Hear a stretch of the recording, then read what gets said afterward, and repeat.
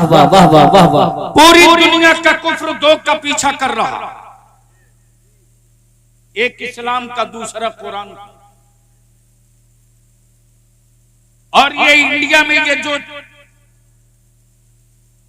कुछ दिख रहा, माफ करना, ये ओरिजिनल नहीं है, ये पेटी कॉन्ट्रैक्टर है। असल हीरो अमेरिका, उसका बेलन इसराइल। दुनिया के कुफ्र को खूब पता है कि आज भी आसमान के नीचे, जमीन के ऊपर इसराइल के मिसाइलों से प्लास्टिक का खिलौना समझकर खेलना फलस्तीन के ईमान वालों के बेटों की तारीख बनी हुई है। वाह वाह वाह वाह वाह वाह वाह वाह वाह। नारे तकबीर, नारे रिसालत, नारे गौसियत, मसलके आला हजरत हजरत अल्लामा गुलाम रसूल साहब बलियाबी उलमा अहले सुन्नत। अब आप नहीं लगाएंगे, कोई बीच से एक हो तो खड़ा होकर ठोक दे कस के एक।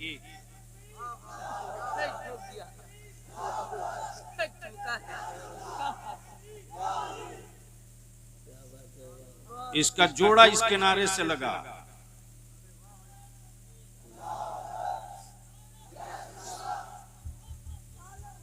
आला हजरत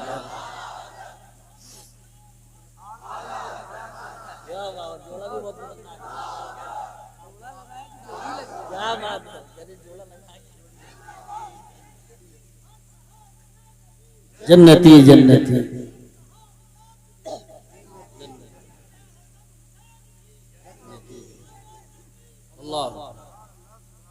जन्नतियों की ये जमात ही है। बेशक अल्हम्दुलिल्लाह। रिसर्च इस पर हो रहा कि पूरी दुनिया में गरीब मुसलमान, प्लीज ए बेटे,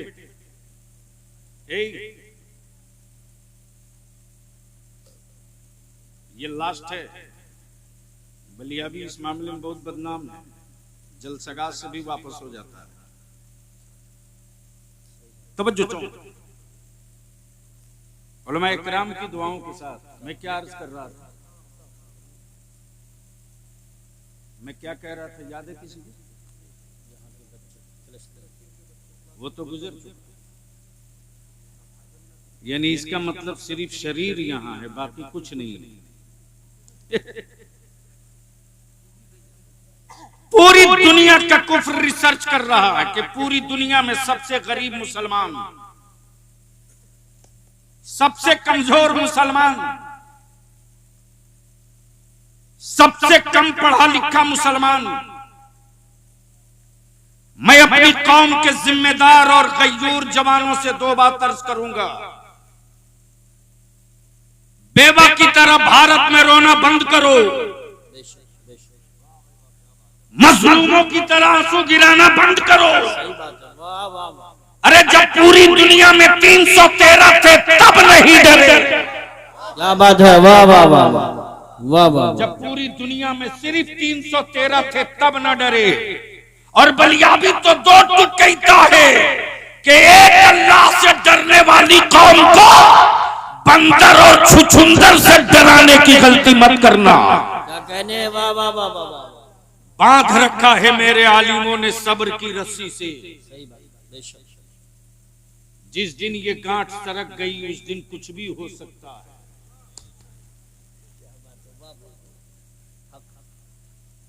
लेकिन आज हज़रत कोई दिक्कत तो नहीं है?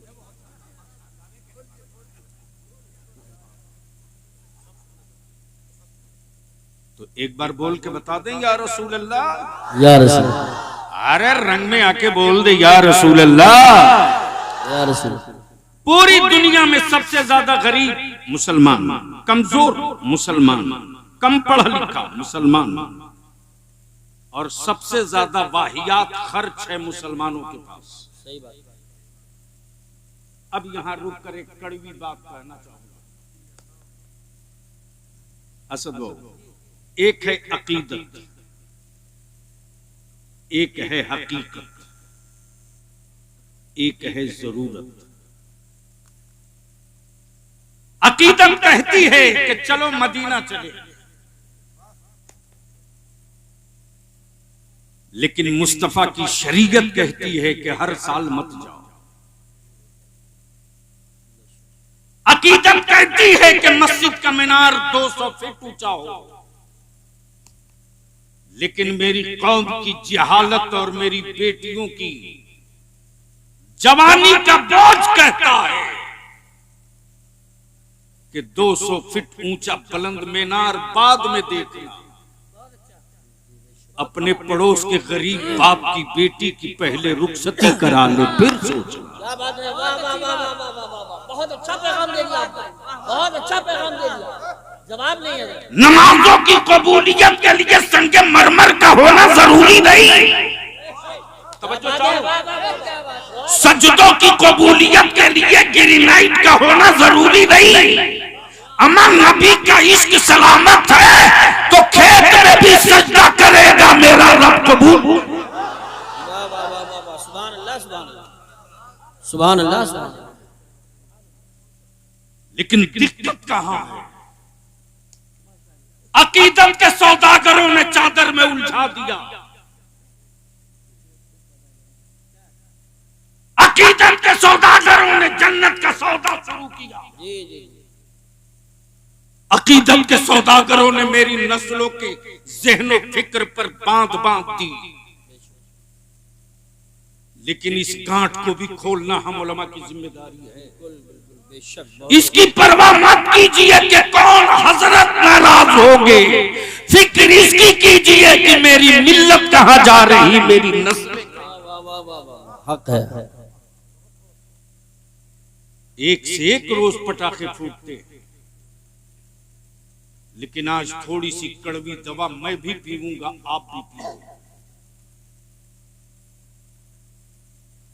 जरूरत है अपने जलसों का मिजाज बदलने का। जी जी, सैलाब के पानी से खेती नहीं होती, गमले में गंदुम की खेती करके खानदान नहीं पाल सकते हो। नस्लों की आसूदगी के लिए खेतों में खेती करनी पड़ेगी। अकीदत, हकीकत, जरूरत। जरूरत यह है कि मेरे घर के मेरे मुआशरे का कोई बच्चा अनपढ़ न रहे, बेशक बेशक। लेकिन हम मस्त हैं देख लुटाने में, हम मस्त हैं 3 लाख की चादर चढ़ाने में, और कुछ तो ऐसे चंद सिक्कों के दौलत पाने के बाद नशा में आ गए कि कुर्बानी का बकरा खरीदेंगे 5 से नहीं, 10 लाख का नहीं, 25 लाख का। अखबार में उस जानवर की तस्वीर जब तक छपे नहीं तब तक कुर्बानी हुई नहीं। माफ करना, तुमने दौलत की नुमाइश का काम किया है, रज़ाए इलाही के लिए कुर्बानी नहीं किया। बेशक बेशक। इसलिए 2 चंद पॉइंट्स ऐसे हैं जिस पर थोड़ी देर आपकी तवज्जो चाहूंगा। पूरी दुनिया का कुफ्र पीछा कर रहा, इस्लाम का, कुरान का, इस्लाम का, कुरान का। एक माहौल क्रिएट किया गया, नैरेटिव सेट किया गया।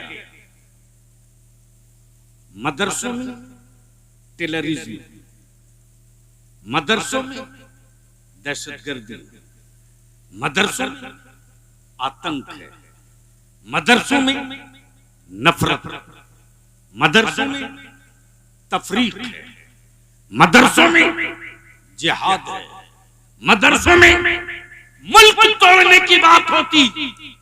बलिया भी कहता अकल के तुअरो, तुम 2 नंबर के हिंदुस्तानी हो। अगर 1 नंबर के हिंदुस्तानी होते तो दिल्ली के उन दरख्तों को गिन लिए होते जिन दरख्तों पर आलिमों की लाशें लटक रही थी, और आजादी का फतवा किसी बाबा के मठ से नहीं निकला था। आजादी के जिहाद का फतवा इसी मदरसे जैसे अल्लामा फजल हक खैराबादी का। वाह वाह वाह, सुभान अल्लाह सुभान अल्लाह, वाह वाह वाह वाह। लेकिन हमने कहां लाकर अपनी नस्लों को छोड़ रखा है?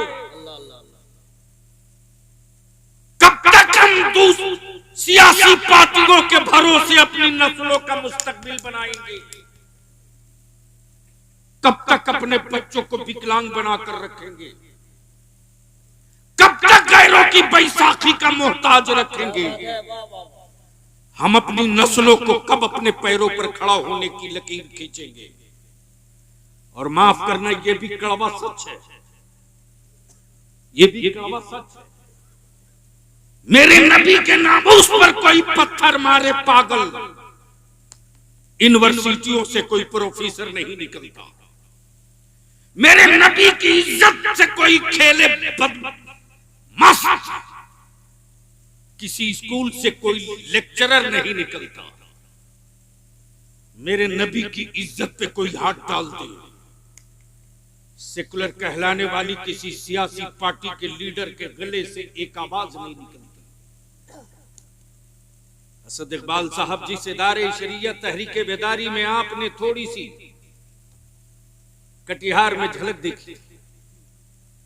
4 स्टेट में हमने अपने उलमा को इकट्ठा किया था, 4 स्टेट के 750। कहां मेरी कौम ने हमारी इज्जत में कमी की जी? कहां कमी की? आज भी मेरे जवानों के दिलों में आलिमों की इज्जत इस कदर।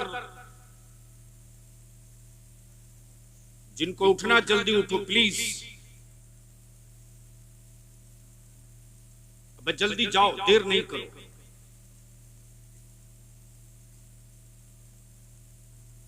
देर न करो, जल्दी जाओ। बड़ी जंग जीतने के लिए 72,000 का लश्कर नहीं चाहिए, 72 हुसैन का गुलाम चाहिए। बेशक बेशक, वाह वाह। सुनोगे तो बोल दो, सुभान। ओए जोर से बोल दो, जोर से तवज्जो चाहो। मैं क्या कह रहा था, दिक्कत हो जाती है। मेरे जवानों ने मेरे आलिमों की कहां कदर नहीं की हजरत। आज भी मेरा आलिम अगर चारपाई से उठे तो ये मेरा नौजवान मेरे आलिम की जूती सीधी करने के लिए तैयार है। बेशक आज भी मेरे गांव में सिर्फ मालूम हो जाए मेरी कौम के किसी बेटी बहन को कि मेरे मस्जिद के इमाम ने खाना नहीं खाया है, तो आज भी मेरी माएं अपनी औलादों के हक की रोटी आलिम को भेज देगी। आज भी ये वकार और इज्जत है। इसी एहतराम की दीवार को तोड़ने के लिए कुफ्र ने मंसूबा बनाया। आलिमों से दूर कर दो ताकि मजहब की छाप उतर जाए, मदरसों से दूर कर दो ताकि इस्लाम की रूह घायल हो जाए, आलिमों से इनको अलग कर दो ताकि शराब की मंडियों में नजर आवे, मस्जिदों के सहन में न दिखाई दे।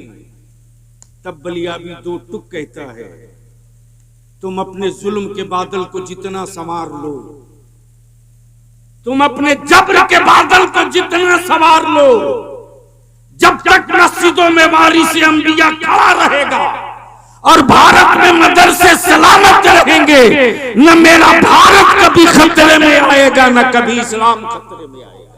बेशक बेशक, सुभान अल्लाह सुभान। इसलिए थोड़ी देर के लिए मैं आपकी तवज्जो लाऊंगा। और ये भी सही है कि इस्लाम उसी वक्त लोगों पर हाथ डालता है जब इस्लाम के विरोध और मुखालफत में वो चरम पर पहुंच जाए। आप तो वोट दिए, काम खत्म। असद बाबू, ये भी एक इत्तेफाक है, जब हम राज्यसभा में थे तो मोहतरम जनाब शफीकुर रहमान बर्क साहब नहीं थे, और जब ये गए हाउस में तो मैं एमएलसी बन गया। आपको क्या पता है कि किस लोहे के, किस तलवार के धार पे दौड़ना पड़ता है। चाय खानों में एक बिस्किट और 3 कप चाय लेकर भाषण देना आसान है। जी चीखते रह गए खान अब्दुल गफ्फार खान, लीडर पैदा करो, लेकिन हम पर तो ना जाने कौन सा सहर का असर है। हम खुद को मिटाकर गैरों को बनाने के लिए बेचैन रहते हैं। पूरी दुनिया के कुफ्र ने पंजा लड़ा लिया इस्लाम से। इस्लाम और कुरान दो को रोक लो, मुसलमानों को हटाने की जरूरत नहीं पड़ेगी। लेकिन मुसलमान तू है किस गलतफहमी में? मुसलमान सिर्फ एक काम कर दो तो 5 साल के अंदर इसका नतीजा दिख जाएगा।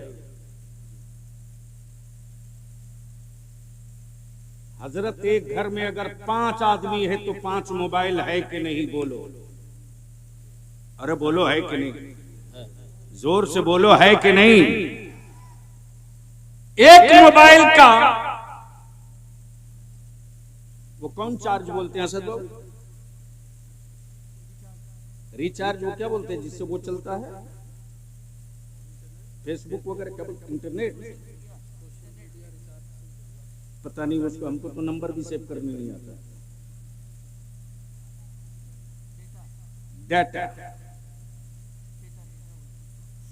डेटा पैक कम से कम 300,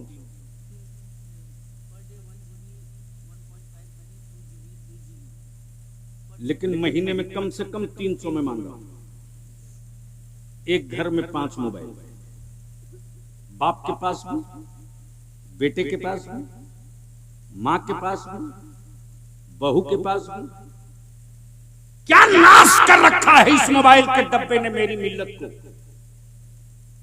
रात को 12 बजे, 1 बजे, 2 बजे, 3 बजे तक मुस्लिम टोली के नौजवान चौक पर, चौराहे पर, सीढ़ी पर, छत पर लगे। मां अलग लगी, बाप अलग लगा है, बेटा अलग लगा। एक घर में अगर 5 आदमी तो 5 तिहाई 1500 रुपया। अपने जमीन पर हाथ रखकर कभी अपने आप से पूछना, 1500 रुपया तूने डाटा रिचार्ज कराने में खर्च की पर मंथ, इसका नतीजा क्या निकला? इसका रिजल्ट क्या निकला? सुबह 3 बजे निकल जाओ तो सड़कों पर गैरों के बच्चे पुलिस की बहाली के लिए प्रैक्टिस करते। मुसलमान का बेटा सुबह 9 बजे उठकर सोकर उठेगा। तुझको होश में लाने के लिए किन किन बीमारियों को दवा दी जाए? सिर्फ नारा लगा लेने से अपनी नस्लों का मुस्तकबिल नहीं बदल सकते। हर रोज बारात पर करोड़ों लाखों रुपया बर्बाद हो रहा।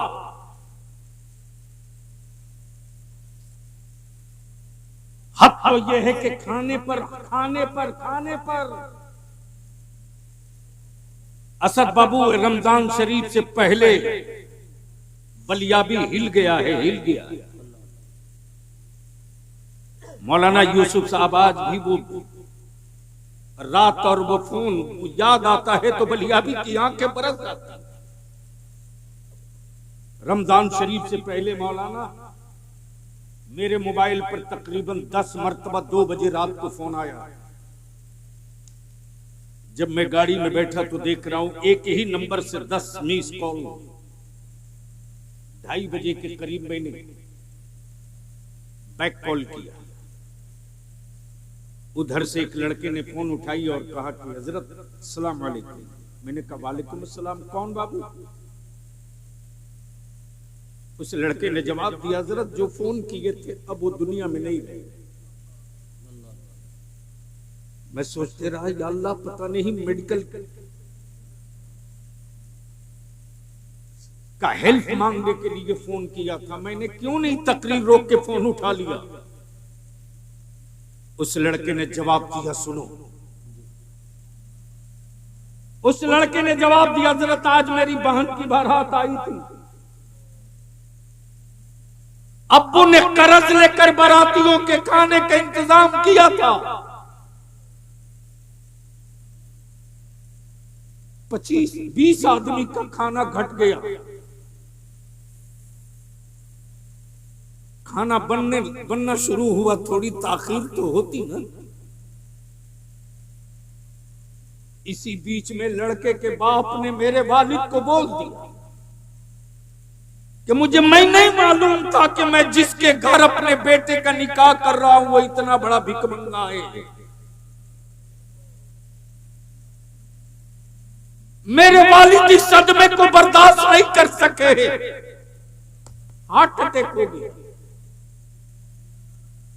आप एक टेलीफोन कर दे हॉस्पिटल वाले, मेरे वालिद की लाश जल्दी दे दे। मैं पूछता हूं,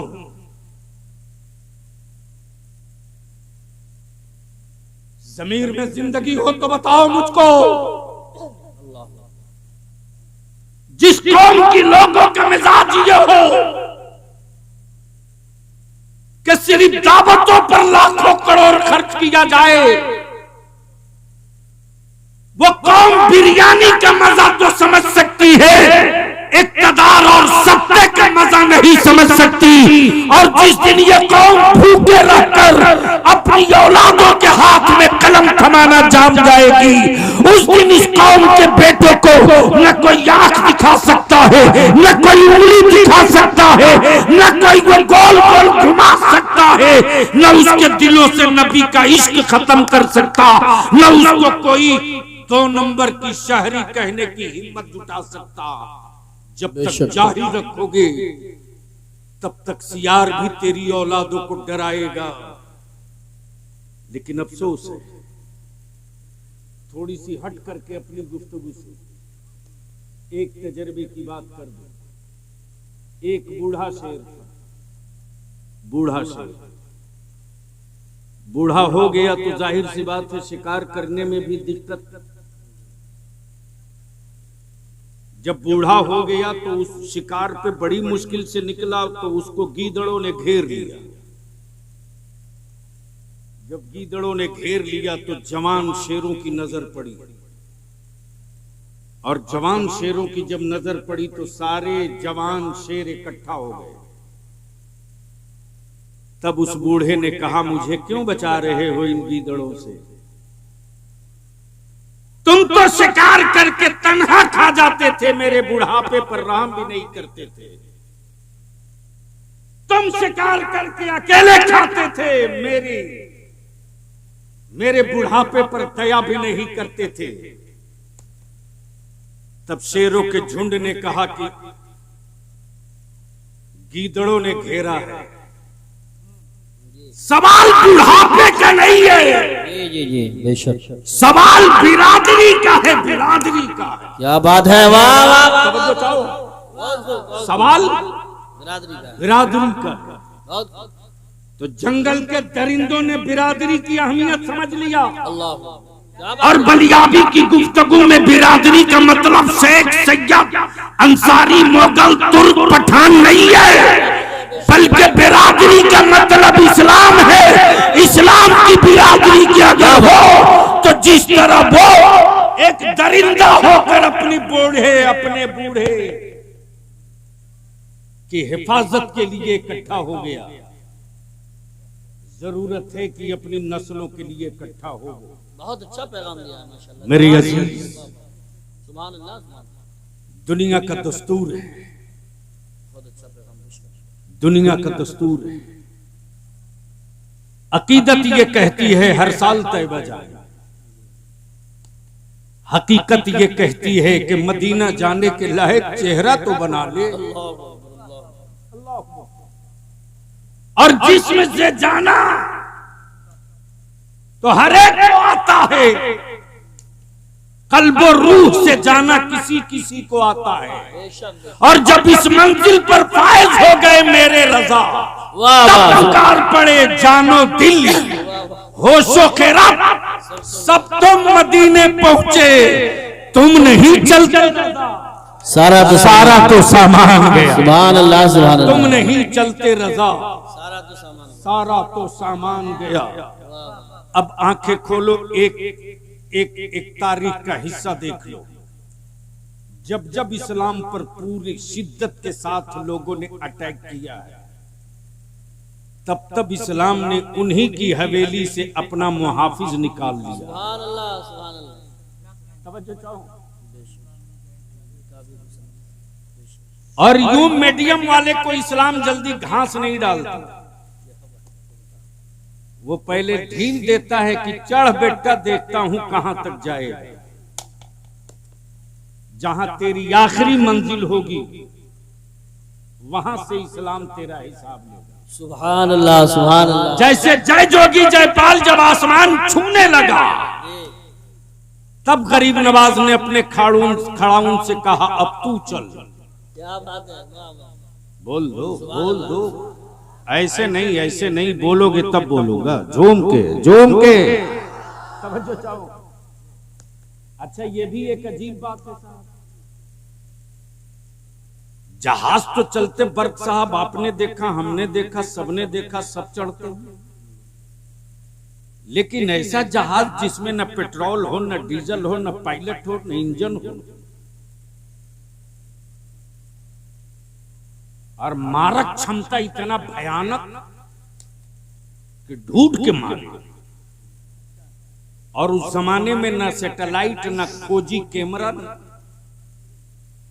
न कंप्यूटर, कुछ भी नहीं। क्या सॉफ्टवेयर था मेरे गरीब नवाज के खड़ाउन में। वाह वाह वाह, सुभान अल्लाह। बोल दे यार, बोल दे। जो काश ये गुफ्तगू कहीं मैं और की। क्या कहने हजरत, वाह वाह वाह। बोलोगे तो बोलूंगा, जोर से बोल, जोर से। क्या हेवी सॉफ्टवेयर था। तब बलियाबी कहता, नबी की आल का तलवार जब डूंगी लकड़ी पर पड़ जाए तो आसमान से छुपे मुजरिम ढूंढ ले। आसमान में छुपे मुजरिम ढूंढ ले। बलियाबी कहता, ज्यादा पागल मत बनो, भारत में अभी गरीब नवाज लेटा है। वाह वाह वाह, सुभान अल्लाह माशाअल्लाह। लेटा है। एक नया बवाल चल रहा है कि बलियाबी ने क्यों कहा कि भारत से हमारा रिश्ता रोटी और सत्ते का बाद में है। तो मैं तो जानता हूं कि हमारे देश में जोकड़ ज्यादा बोलते हैं, पढ़े लिखे कभी कभी बोलते हैं। एक लफ्ज करबला बोल दिया तो सारे यजीदी बलबला गए। जी जी सही बात। बहुत प्रेशर पड़ा कि वापस ले लीजिए। मैंने कहा करबला वापसी की जगह नहीं है। जोर से, अरे जोर से और लहके।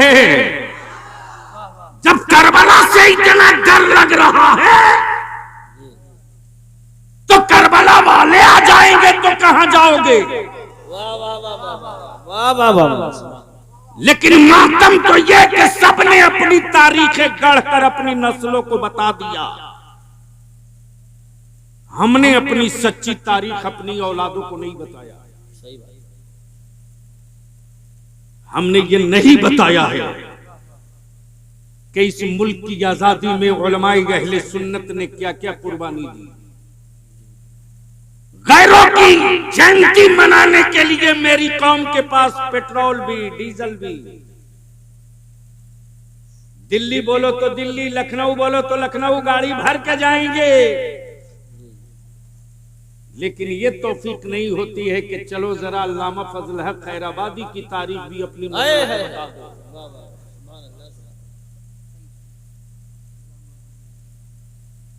लेकिन असद भाई जब एमपी हुआ तो अचानक मुझको रमजान में चढ़ गया। मैंने कहा ढूंढेंगे पोर्ट ब्लेयर अंडमान निकोबार में अल्लामा फजल हक खैराबादी का मजार कहां है। सावरकर जेल पहुंचा तो लोगों ने पहले ये समझा कि मौली साहब आया घूम रहा। मौली साहब आया घूम रहा। और मैं भी गया था सावरकर जेल में, तो लुंगी पहन कर। नहीं, उनको क्यों समझाएंगे, उनका कोई कसूर नहीं है।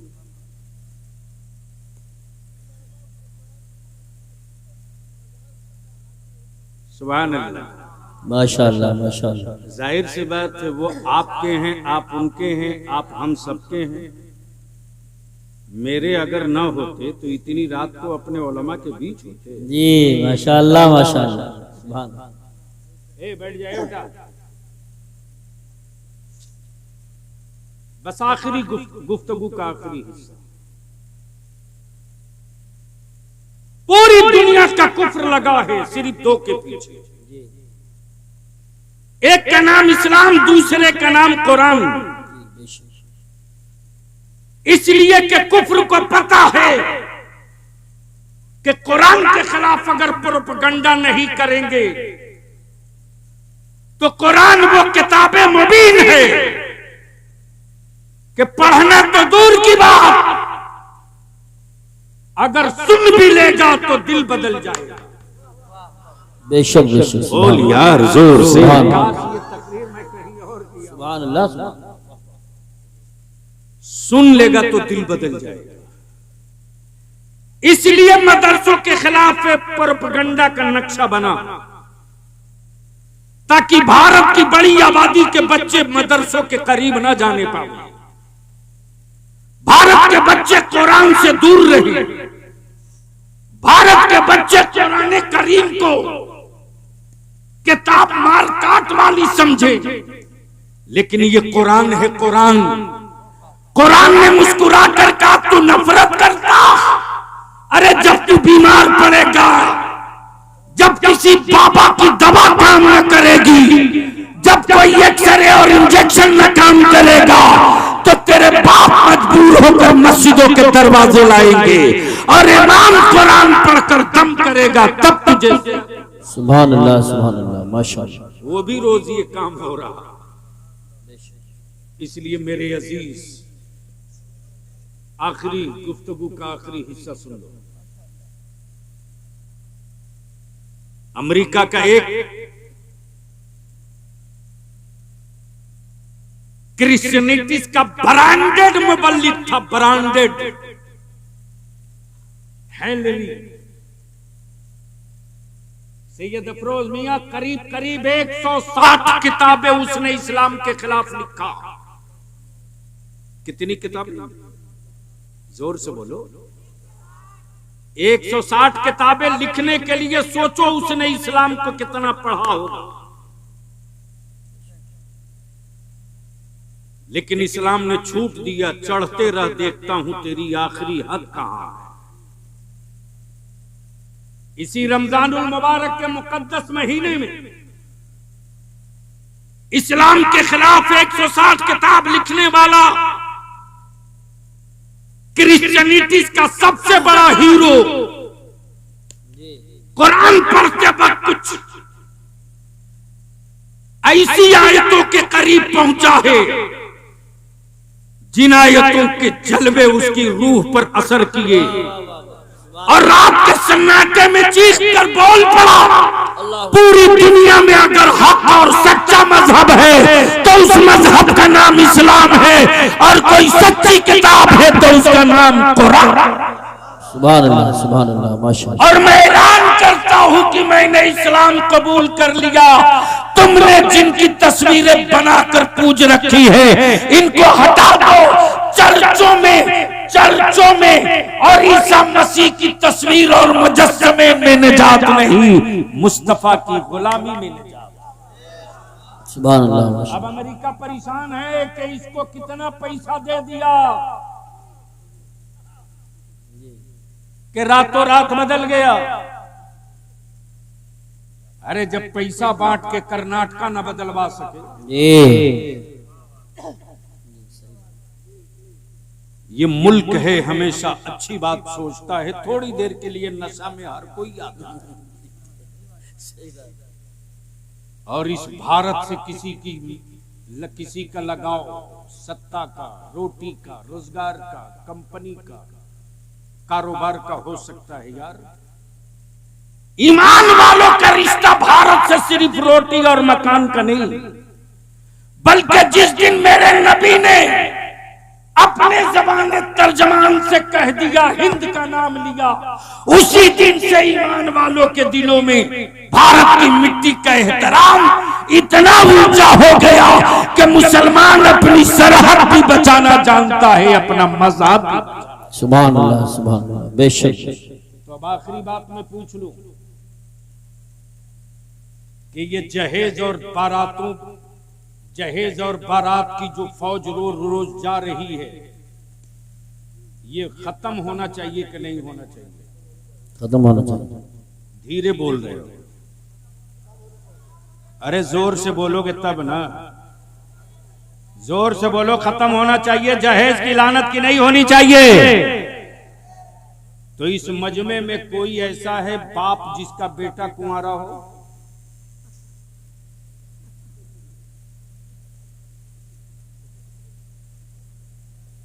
इश्क का इम्तिहान हो गया।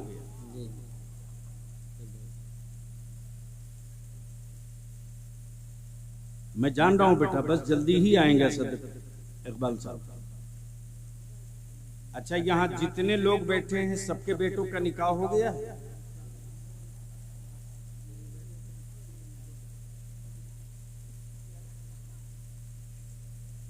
इतने बड़े मजमे में कोई बाप ऐसा नहीं जिसका बेटा कुमारा हो? खड़ा हो जाओ। छोटा है तो क्या हुआ, बेटा है ना, तो बाद में बेचोगे, सौदा करोगे। ये है बाप जिंदगी के साथ खड़ा हुआ है। कोई दूसरा बाप है? खड़े हो। तीसरा, चौथा, सुभान अल्लाह। इतने बड़े मजमे में ये सिर्फ 4 हैं जिनके बेटे को 5। अंदाजा कर लो बेटा लोग, 5। कहीं ऐसा तो नहीं कि बकिया लोग जो बच गए हैं उनका बेटा ही नहीं है? अल्लाह। पकड़ गई तेरी चोरी, पकड़ गई तेरी चोरी। तुम जैसे लोगों के कांधे पर इस्लाम सर बुलंद नहीं होगा। इस्लाम ढूंढ रहा उन फकीरों को, वाह, जिन फकीरों ने अपने कांधे पर न सिर्फ ये कि इज्जत और वकार बचा रखा है, उन्हीं फकीरों की दुआओं के बल पर हम भी टिके खड़े पड़े हैं। बेशक। अभी मैंने आवाज दिया तो ये समझ लिए कि मौलाना बलिया भी फंसाएगा। माफ करना, स्क्रैप माल की कोई कीमत नहीं होती। और जब तक स्क्रैप रहोगे कचरे के रेट में खरीदे जाओगे, और जिस दिन मॉडल बनने की सलाहियत हो जाएगी ना, उस दिन दुनिया तेरी कीमत नहीं लगा सकती। तो पूरी दुनिया का कुफ्र मिलकर इस्लाम और कुरान का पीछा कर रहा है, और इस्लाम मुस्कुरा कर कह रहा है कि न इस्लाम रुकेगा न कुरान रुकेगा।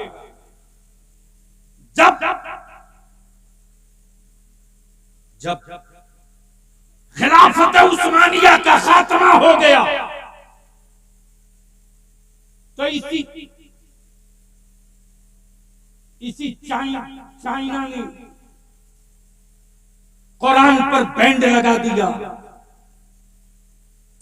कि हमारे मुल्क में कोई कुरान नहीं पढ़ेगा। हमारे मुल्क में कुरान रखना देशद्रोह होगा। कानून बन गया, घरों से कुरान के नुस्खे निकाल लिए गए। जो हाफिज कुरान थे उन्हें जेल की सलाखों में डाल दिया गया। लेकिन कुरान बचाने का जिम्मा अल्लाह ने अपने जिम्मे करम पर ले रखा। सुभान अल्लाह। आसमान रब ने बनाया है लेकिन बचाने का जिम्मा नहीं लिया। रब ने जमीन बनाई है, बचाने का जिम्मा नहीं लिया। लेकिन रब ने कुरान उतारा तो बचाने का जिम्मा रब ने खुद लिया। बेशक खिलाफत उस्मानिया के बाद जब लग गया बैंड, कोई कुरान नहीं पढ़ेगा। कुरान की तालीम देने वाले आशिकों का जत्था उतर गया। बच्चे खेल रहे हैं, इशारों इशारों में कुरान पढ़ाया जा रहा है। बच्चे बकरियां चला रहे हैं, इशारे इशारों में कुरान पढ़ाया जा रहा है। किसी ने बलियाबी से पलट कर कहा कि इशारों में कुरान कैसे पढ़ाया गया। मैंने कहा यही तो कुरान का एजाज और मौजज़ा है कि जब नबीना अंधा 30 पारा कुरान हिफ्ज कर सकता है तो इशारों में कुरान तो अक्ल वाला आंख वाला क्यों नहीं। जी बेशक सुभान। इसलिए डर लगता है लोगों को इस्लाम और कुरान से। तो जरूरत इस बात की है कि आप अपने बदन की एनर्जी को सिर्फ 3 काम के लिए इस्तेमाल कर दो। मत चढ़ाओ गरीब नवाज की महंगी चादर। माफ करना, इस जुमले पर अगर कोई मुझे सुलह कुल्ली कह दे तो मैं हिसाब 7 खानदान का करूंगा, छोड़ूंगा नहीं। इसलिए कि मेरे रजा का मसला ये नहीं है कि हकीकत में न बात की जाए। मैं पहचानता हूं चेहरों को। जो ओरिजिनल चिश्ती है वो रजा के साथ है और जो अहले तशा का साथी है वो अहले तशा का। इसलिए बगैर किसी रियायत के तैयबा जाने को जी चाहता है, लेकिन क्या तैयबा जाने के लायक शक्ल भी बना रखा। मदीना जाने को दिल तड़पता है। क्या कभी सोचा कि वो कहां शहर रसूल। मुल्क तो कायनात का खालिक तो रब है, लेकिन अल्लाह ने कीमती शहरों की कसम नहीं फरमाया है, महबूब के शहर मक्का और मदीना की कसम फरमाया है। उस अजमत वाले मदीने की तमन्ना सभी करते हैं, हर ईमान वाले को करना चाहिए, और न करे तो खोटा है। लेकिन जाने से पहले अपने को इस लायक बना लो। जब इस लायक बनोगे तो जाने का मजा आएगा। जिंदगी में 2 हज फर्ज नहीं, 1 हज फर्ज है। हर साल उम्रा जरूरी नहीं, एक बार कर लो। उन्हीं पैसे को बचाओ, अपनी औलादों को पढ़ाओ। बंद करो बारात ले जाना, मस्जिदों में निकाह करो, अपनी औलादों को पढ़ाओ। बंद करो वलीमा पर लाखों रुपया खर्च करना, खर्च कम करो, अपनी औलादों को पढ़ाओ। बंद करो लंगर लुटाना, अकीदत का इजहार मुख्तसर कर लो, उसी पैसे को बचाओ और पढ़ाओ। सबको मौका दिया तूने 75 साल, बलियाबी के इस मिशन का मौका दे दो सिर्फ 5 साल। अगर आपने इन जरूरतों को कुचल कर अपनी औलादों को पढ़ाना शुरू कर दिया तो 5 साल के बाद उत्तर प्रदेश की मिट्टी बदले न बदले, हालात उस कदर बदल जाएंगे कि जो आंखें लाल करके मेरे बच्चों को डराते हैं, उनके सामने मेरे बच्चे कलम की नोक लेकर खड़े हो जाएंगे और खड़ा होकर कहेंगे कि मेरे माँ बाप ने नमक रोटी खाकर मुझे पढ़ाया है, मेरे बाप ने मेरी जरूरतों को कुचल कर पढ़ाया है। हम 2 नंबर के हिंदुस्तानी नहीं है, हम 1 नंबर के हिंदुस्तानी है। मेरा हक दो नहीं दोगे तो मैं कटोरा लेकर भीख नहीं मांगूंगा, कलम की नोक से सत्ता का सीना चीर के हिस्सा ले। वाह वाह सुभान अल्लाह। इसके लिए जरूरत है हम अपने मदारिस के मुकद्दस उलमा से विनती करेंगे, पैर पकड़ के इल्तिजा करेंगे, लिल्लाह अब सदुल लफाजिल नहीं, अब सदुल लफाजिल नहीं, अब मेरे मुफ्ती आजम नहीं, अब मेरे ताजु शरीया नहीं है। जिनके रोब, इल्मी रोब, तकवे का रोब, तसल्लुत फी दीन का रोब दिखाकर जमाने के हुक्मरानों को लर्जा सके, हम विनती और अपील करेंगे, अब घड़ी देखकर पढ़ाने की जरूरत नहीं है, अब जरूरत देखकर पढ़ाने की जरूरत है। इसलिए कि ये बोझ कल भी उलमा के कंधे पर था, आज भी उलमा के कंधे पर है, मुस्तकबिल में भी ये बोझ उलमा के कंधे पर होगा। और अगर इस जज्बे के साथ मेरी दरसगाहों में असातिज़ा बैठना शुरू कर देंगे तो मुझे वो दिन याद है कि इसी दारुल उलूम नईमिया में एक ऐसे भी शेखुल हदीस थे जिनका नाम अल्लामा मुफ्ती तरीकुल्लाह नईमी था। सुभान अल्लाह। अल्हम्दुलिल्लाह,